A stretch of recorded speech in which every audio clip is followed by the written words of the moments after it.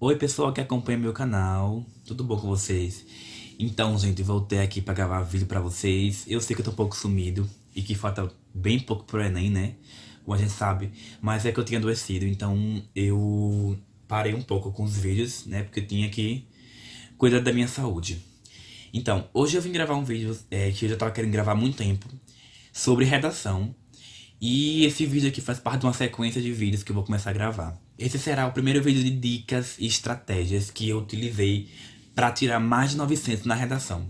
E serão as dicas que eu utilizei mais especificamente aquelas dicas que me fizeram sair dos 800, né?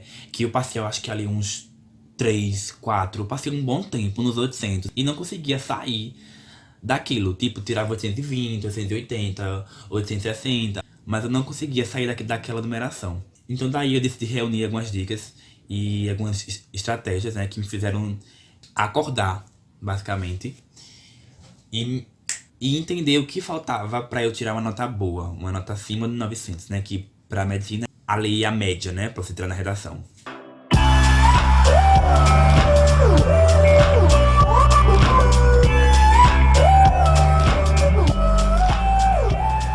Gente, primeira coisa, lembrem-se de ter um caderninho de redação. O meu era esse aqui, é do ano passado. E em que você vai anotar simplesmente as coisas que você está errando. Até as coisas bestas. Tipo, eu colocava tudo que eu tava errando aqui. Porque às vezes eu errava umas coisas tão bestas, por exemplo, afim separado e afim junto, né? Que geralmente o pessoal usa bastante na redação, né?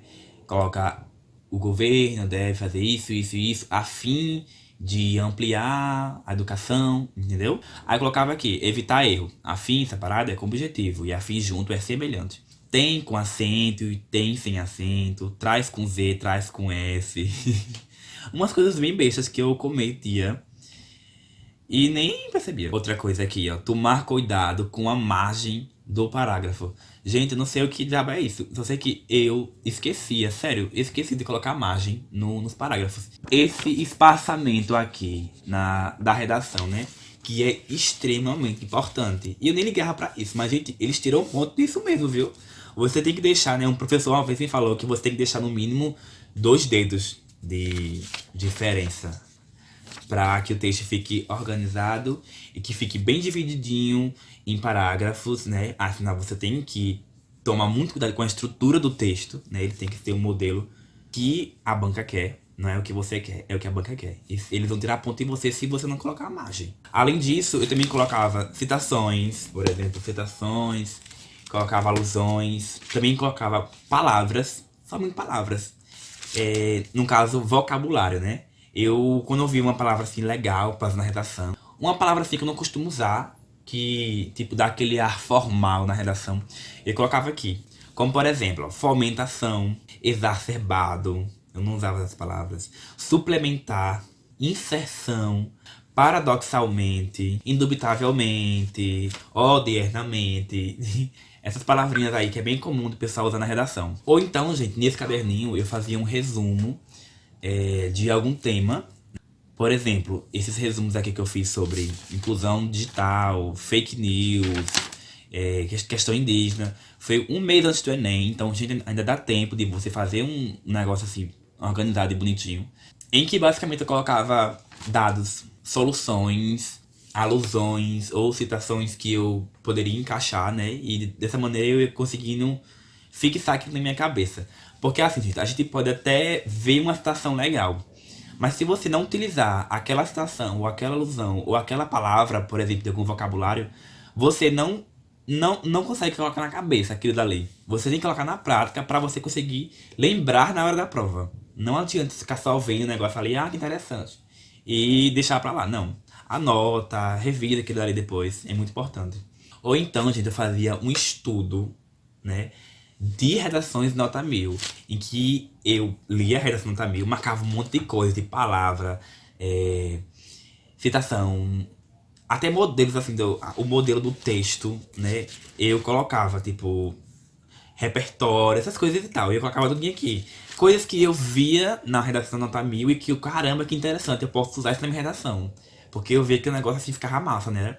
E deu certo comigo, né? Porque eu consegui pegar muita coisa, muito vocabulário, muito repertório. Gente, esse vídeo que eu tô fazendo aqui, ele vai ser mais focado na competência um. Eu tô em mente de dividir bem direitinho por competências, porque é muita coisa pra falar em relação à redação e eu quero passar tudo pra vocês.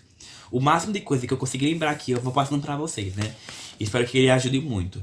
Esse aqui eu vou tentar focar mais na competência um, aí os próximos eu foco mais na competência 2, 3 ou 4 ou 5. Gente, primeira coisa, é muito difícil fechar a competência um, viu? E eu sei que muita gente tem dificuldade em fechar essa competência, no caso, tirar 200 pontos nessa competência. Até porque é ali onde ele vai analisar basicamente a sua gramática, que é a pedra no sapato de muita gente. E a minha também era, né? Eu consegui fechar a competência um pouquíssimas vezes, né? E foi bem no final do ano ali, já próximo do Enem, que eu tava conseguindo fechar, né? Que eu fui me atentando a algumas coisas que eu vou falar aqui. Primeira coisa, eu reservei um bom tempo, assim, pra estudar somente gramática. Gramática mesmo. Eu sei que não cai no Enem, tipo, não cai na prova em si, de linguagens. Porém, é muito importante você reservar um tempo pra estudar gramática, sim. Mesmo não caindo na prova, mas na redação vai ser essencial. Se você quiser fechar a competência um, você vai ter que estudar gramática. Porém, eu sei, né, que gramática tem muita coisa a se estudar. É assim, é um mar infinito de coisas, até porque o português é uma língua bem difícil, né, todo mundo sabe. Mas assim, eu vou falar aqui as coisas essenciais que você deve saber de gramática. Então, anota aí, faz alguma coisa aí pra você meio que dar um foco maior nessas partes aqui. Essas aqui são as áreas assim que o pessoal mais erra, costuma mais errar, entende? Como por exemplo, concordância nominal e verbal. Gente, o que o pessoal erra de concordância e o que eu errava de concordância. Nossa, hoje eu vejo assim, meu Deus do céu. Gente, era absurdo, viu? Gente, às vezes eu tô olhando pra cá, né? Porque eu tô com o notebook aqui, eu tô olhando as coisas que eu anotei, né? Que eu fui fazendo aqui pra eu me guiar, né? Coisas como, por exemplo, na frase, a maioria dos jovens consome bebida alcoólica. Olha, muita gente coloca assim. A maioria dos jovens consomem. E coloca tipo assim um M no final, né? Pensando que o consome, o verbo consumir, está concordando com a palavra jovem. Sendo que nessa frase, a palavra consome concorda com a maioria. Sempre que você coloca, tipo assim, a maioria consome, a maioria vive, entendeu? Ou grande parte, ou a maior parte. Gente, sempre que aparecer esse termo no começo de uma oração, de uma frase, o verbo vai concordar com aquilo ali. Não importa o que vai vir depois, né? O que vai vir depois é só um detalhe, um complemento ali. Como por exemplo, grande parte das mulheres vivencia o assédio sexual. Então não é vivenciam, é vivencia, que é grande parte vivencia. São uns exemplos, né? Mas já fica o alerta aí, estudo em concordância nominal e verbal. Outra coisa importante também, no mesmo pique, né, é regência verbal e nominal, que é basicamente ali você vai entender como é que funciona as relações ali estabelecidas em uma oração, em uma frase, né? E é muito importante. Outro ponto de gramática a se estudar é pontuação. Nossa, gente, eu errava muito, principalmente vírgula. Eu colocava vírgula onde não cabia e não colocava vírgula onde eu tinha que colocar. E você deve se atentar muito a isso, porque às vezes a vírgula ela pode mudar totalmente o sentido de uma frase. E pode, tipo, passar pro leitor algo que você não está querendo dizer, entendeu? É bem perigoso isso daí. Porque se você colocar uma vírgula de uma maneira errada, que muda o sentido da frase, ou da oração, ou do período, você vai perder ponto, não somente na competência 1, mas também na competência 3, né? Em relação à coerência e à coesão. Olha, outra coisa também, veja como é que se usa as vírgulas antes ou depois de conjunções. Como por exemplo, a gente sempre usa antes de conjunções adversativas, como porém, mais, que é o mais comum, né? A vírgula. Só que a vírgula antes desse mais, M-A-S, não é obrigatório em todas as situações, entendeu? Então é importante dar uma olhadinha também nesse negócio aí. Outro ponto a se observar na gramática é a flexão de verbos e nomes. Além disso, colocação de pronomes e átonos, o mi, o ti, o se, o lhe, o o, a, o nós, vós, eles, os e as. Acentuação, Sim, gente, é muito, muito importante estudar acentuação, paroxítono, oxítono lá e tal, quando é obrigatório. Outra coisa, emprego de letras maiúsculas e minúsculas. Gente, isso parece uma coisa tão besta, né? Mas, por incrível que pareça, eu errei muito o uso das letras maiúsculas e minúsculas. Principalmente quando você fala de órgãos do governo ou de instituições, né? Por exemplo, era muito comum eu colocar na redação: de acordo com o artigo tal da Constituição Federal Brasileira. Gente, essa palavra Constituição Federal, as duas palavras começam com letra maiúscula. Ou então eu colocava o Ministério da Educação com letra minúscula. Mas não, tem que ser Ministério com M maiúsculo da Educação com E maiúsculo. E muita gente erra isso, viu? E tira ponto. Porque você erra duas vezes, mas. Outra coisa, assim, bestinha, é a divisão silábica na translineação. Que é quando você, por exemplo, tá escrevendo uma palavra ali e acaba, né, a linha. E você tem que colocar embaixo. Você tem que saber direitinho como é que divide uma palavra em sílabas pra você passar de uma linha pra outra. Porque, gente, você não pode cortar uma sílaba no meio. Se você vai escrever sapato, você tem que colocar sapá, acabou a linha, to. Você não pode colocar sap, aí acabou a linha. Aí embaixo coloca ato. Não, porque você quebrou a sílaba ali no meio, não pode não. Outra questão muito importante de gramática é a crase, o uso da crase. Gente, nossa, aí começa a complicar, viu, o negócio, viu? Aí começa a complicar. Porque são várias regras e é bem complicado de você conseguir entender no começo como é que se usa a crase e para que serve, né? Mas veja os casos que é mais recorrente o uso da crase, principalmente nas redações. Eu via, por exemplo, que eu sempre errava o uso da crase depois da palavra devido, né? Porque eu colocava, acontece isso, isso e isso, devido ao governo, devido à ineficácia. E um corretor falou pra mim, ó, depois de devido, você sempre vai usar a crase, caso, né, tenha uma palavra depois que seja feminina. Ou então depois de no que tange, né, que eu comecei a usar bastante. Tipo, no que tange ao ensino básico do Brasil, né? No que tange a. Eu vi que sempre tinha crase depois do que tange a, né? Então, são situações ali que sempre vai ocorrer crase. Então, é importante você dar uma olhadinha nesses casos que são mais recorrentes. Em vez de ficar se preocupando, como é que eu uso a crase. Aprenda primeiro como é que se usa a crase, né? Aprenda é importante. Mas foque mais nos casos que mais acontece a crase, porque é bem complicado de você entender crase, viu? Sinceramente. E é muito comum o pessoal errar. Gente, outra coisa importante na competência 1 é você tomar cuidado com as marcas de oralidade. O que basicamente é isso? É tipo assim, você colocar palavras ou você colocar uma frase de um jeito que parece que você tá falando com um amigo seu, entendeu? Às vezes, uma palavra, ela parece até ser formal, mas você está utilizando ela no sentido figurado e você nem percebe isso. E aquilo deixa o seu texto informal. Como a redação do Enem tem que ter toda aquela característica formal e tal, você não pode colocar termos da oralidade, entende? Uma coisa que eu fazia e que eu vi que não podia era usar o gerúndio, né? Que você colocar o ND no final das palavras, tipo andando, correndo, diminuindo, crescendo, entendeu? Isso é uma marca da oralidade. Eu não sabia disso. Eu cometi esse erro uma vez quando eu coloquei o gerúndio aqui, ó. A supervalorização da aparência e do corpo perfeito vem crescendo. Crescendo, né? ND, ó. No caso, aqui tá no gerúndio. E o corretor falou que, tipo assim, não era correto eu usar o gerúndio e tal, isso aqui mais lá.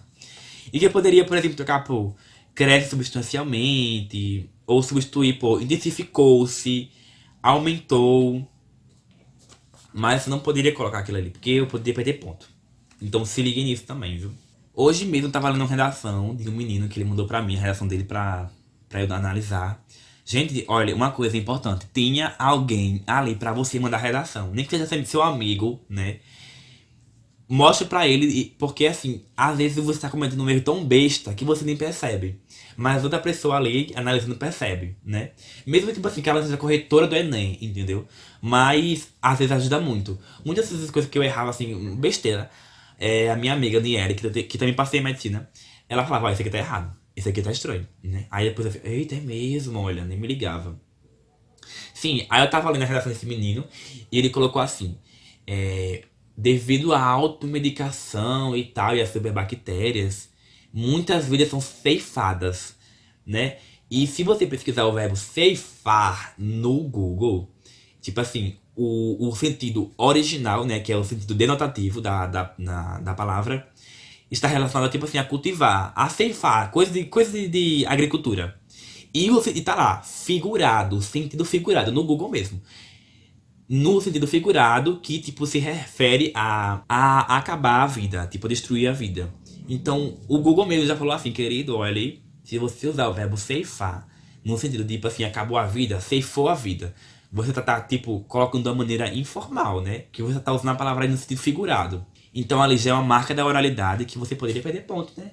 Quando você tiver dúvida em relação a uma palavra, pesquise no Google, né? Pra você ver direitinho lá qual o sentido original daquela palavra. E se você colocar na redação, vai ficar tipo meio que coloquial, informal, entende? Gente, como vocês sabem, né? Eu utilizei a plataforma Imagine ano passado, né? Pra corrigir minhas redações. E uma dica que eu dou é você, tipo assim, escolher uma banca, escolher, no caso, uma plataforma online ou presencial mesmo, tipo assim, que seja rígida mesmo. Não aquelas que, tipo assim, você manda a redação, eles, tipo, dão uma nota e falam, ah, isso tá bom, isso aqui, tipo, não tá legal e tal, e pronto, né? Aquela correção véia rala, tipo, sem aprofundamento e sem, tipo assim, coisas técnicas ali que você poderia, tipo, ah, toque isso por isso, estude isso, entendeu? Escolher uma banca assim bem rígida. Eu tinha muito ódio do Imagine no começo, porque eles tiravam ponto de tudo. Gente, eu ficava assim com muito ódio, sério. Mas depois eu fui percebendo que aquilo ali foi essencial pra que eu, tipo assim, corrigisse tudo. E pra que aquilo deixasse minha redação perfeita. Mesmo que, tipo assim, minha redação tá maravilhosa, eu poderia tirar 1000. Não. Mas sempre vai ter alguma coisa que você pode melhorar. Sempre vai ter algum erro, alguma coisa. Sempre vai ter. Ninguém é perfeito, não. Entende? Então, escolher uma banca ali que mostre esses erros.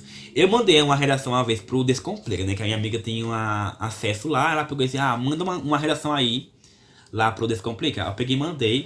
E tipo assim, quando eu comparei com a correção do Imagine, gente, a Descomplica assim, eu achei, sinceramente, né? Muito rala. Tipo, eles só falaram, olha, eu tenho aqui, ela aqui. Eles só colocaram duas observações. Que deixa. E tipo, quando eu mandava pro Imagine, nossa, era coisa com força ali. Que eles falavam, olha, isso. E pra mim, assim, foi essencial, viu? Eu tinha escolhido uma banca assim, bem rígida mesmo. E detalhista.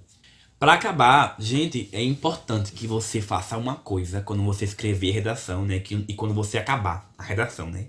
E você for passar pra folha oficial de redação. No meu caso, era muito comum de eu, por exemplo, cometer algum erro besta na minha redação e passar despercebido. Não que, tipo assim, que eu não soubesse aquilo ali. Às vezes acontecia, tipo, de eu não saber alguma coisa besta. Acontecia, assim. Mas muitas vezes também acontecia, por exemplo, de eu errar uma palavra e não perceber. Então é muito importante, quando você acabar a redação, não pegue ela e já passe pra folha de redação oficial, não. Você releia ela todinha, bem devagarinho, porque às vezes você consegue achar alguma coisa besta que você errou ali, que você não percebeu. Era muito comum eu cometer pleonasmo, que é quando você repete muitas vezes uma mesma palavra. Tipo, às vezes eu repetia muito um conectivo, tipo, ficava porém, isso aqui, porém, isso aqui, porém. Aí depois o que eu relia, eu falava, eita, eu repeti muito essa palavra aqui. Aí eu trocava, eu colocava, não, esse aqui eu coloco porém, esse aqui eu coloco entretanto, esse aqui eu coloco todavia. E evita que você, tipo, cometa alguns erros que lhe faria perder ponto na competência 1. Então, gente, foi esse o vídeo. Espero que você tenha gostado. Vai ter mais vídeos sobre redação aqui que eu vou trazer pra vocês, né? E aguardem, porque tá bem legal. Eu vou passar tudo aqui pra vocês. Espero que você tenha entendido. Qualquer coisa, qualquer dúvida, deixa aqui embaixo nos comentários que eu respondo tudo.